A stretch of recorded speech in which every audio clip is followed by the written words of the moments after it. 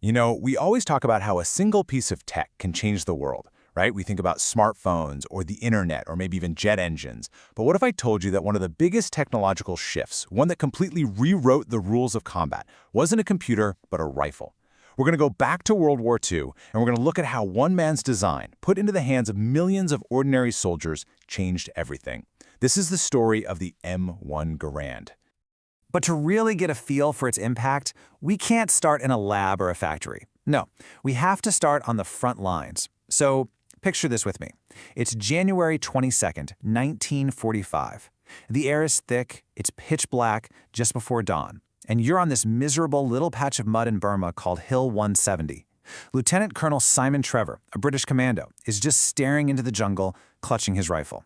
All around him, his men are dug in, just waiting. Now look at these numbers. This is what they were up against. Trevor had just 24 men holding his front line. 24. And they knew that in about 90 minutes, 300 Japanese soldiers were going to come out of that jungle and try to wipe them off the map. I mean, do the math. That's more than 12 to 1. In any military textbook, this is a lost cause. This position should have been completely overrun. It wasn't a battle. It was supposed to be a slaughter. But those men had an ace up their sleeve. And it wasn't some kind of super soldier training or a Hollywood moment of sheer courage. It was a piece of American-made steel, a piece of technology that most British troops had never even laid hands on before. See, every single one of those 24 commandos was carrying an American M1 Garand semi-automatic rifle. And that one fact, that one piece of equipment was about to make all the difference. To get how, we first have to go back and see where this game-changing weapon even came from. To tell that story, we got to go into the workshop of this quiet, almost unknown genius. A guy who would literally change the sound and the fury of modern war without ever firing a single shot in anger himself. His name was John C. Garand, and his story is incredible. He was a Canadian immigrant, born on a farm, moves to Connecticut as a kid, and by the time he's 12 years old, he's working, sweeping floors in a textile mill. But here's the thing, he was obsessed with the machines. While other kids were playing, he was studying the gears, the looms, trying to figure out how it all worked. He literally taught himself engineering from mail-order courses at night. The guy was a natural. So good, in fact, that by 1919, the legendary Springfield Armory hires him. And right away, he had this vision. He knew that the next war wouldn't be one with fancy, handcrafted rifles. It would be one with a rifle that could be churned out by the thousands by ordinary factory workers. But man, his path was not easy. By 1920, his first design wins the Army trials. He must have thought, this is it, I did it. But then, politics got in the way. The Army Chief of Staff at the time, a guy you may have heard of, General Douglas MacArthur, he steps in and slams on the brakes. He insisted, no, demanded that the new rifle had to use the old 30-06 ammunition. Why? Well, because the Army was sitting on millions and millions of rounds of the stuff. It would have been a logistical nightmare to switch. For Garand, this was a disaster. He had to go back to the drawing board and completely redesign the heart of his rifle. But he did it, and in 1936, it was officially adopted. A year later, the very first production M1 Garand was fired. And this number, this is where the story just gets staggering. By the time World War II was over, American factories had made over 4 million of these rifles. 4 million. At one point, just the Springfield Armory was pumping out 122,000 of them a month. That's more than 160 rifles an hour, around the clock. Think about that. The United States was the only country in the entire war to make a semi-automatic rifle to standard issue for its infantry. Everybody else, the Germans, the British, the Japanese, the Soviets, they were all still using bolt actions. And that difference, well, that was a massive advantage. So, okay, what does that actually mean for the guy on the ground, for the GI in a foxhole? How does holding a Garand, instead of, say, a Springfield 1903, actually change how you fight? Well, turns out, it changed absolutely everything. Let's just break it down to the absolute basics. With a bolt-action rifle, like the fantastic British Lee-Enfield, after every single shot, the soldier has to do this little dance. You fire, then you have to take your hand off the trigger, grab the bolt, pull it up, pull it back, push it forward, push it down. Every time you do that, you're breaking your focus, you're taking your eye off the target. Now look at the M1 Garand. What's the process? You pull the trigger. That's it. The rifle does all the other work for you, using the gas from the bullet you just fired. It's all happening in a split second. Your hands never move, your eye never leaves the target. You just keep pulling the trigger. Now, to really understand what a leap this was, let's talk about the absolute best-case scenario for the old way. The British Army was world famous for their rifle skills. They had this drill called the Mad Minute. A trained soldier had to hit a target 300 yards away 15 times in 60 seconds. 15 aim shots. And this was with the Lee-Enfield, which was the fastest bolt action in the world.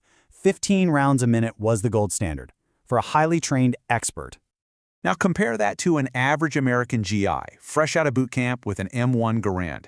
He could easily put 40, maybe even 50, aimed rounds on target in that same minute.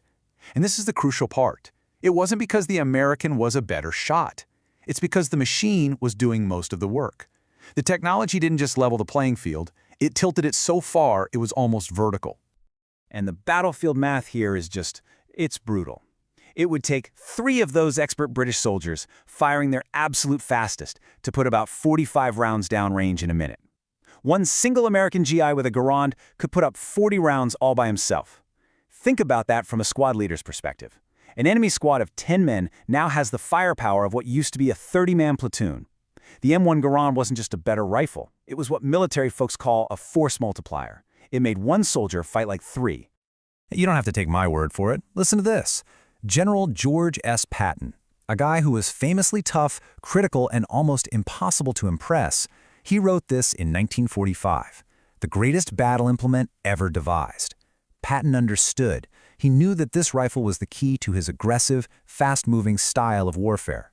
It allowed his men to overwhelm the enemy with a wall of fire. I mean, coming from a guy like Patton, that is about the highest praise you could ever imagine.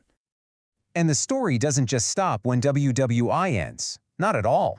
The M1 Garand went on to serve in the Korean War, but its real legacy, its true impact, is that its core design became the blueprint for military rifles for the rest of the century, and it's still with us today. See, that system that John Garand perfected, using gas from a fired bullet to cycle a rotating bolt, was so good, so revolutionary, that it became the foundation for almost everything that came after it. The next standard American rifle, the M14, it's basically just an M1 Garand with a detachable magazine. But it goes way beyond that. The Soviet AK-47, the American M16, the rifle your own country's military probably uses today, they all work on a variation of that same gas-operated system that Garand pioneered.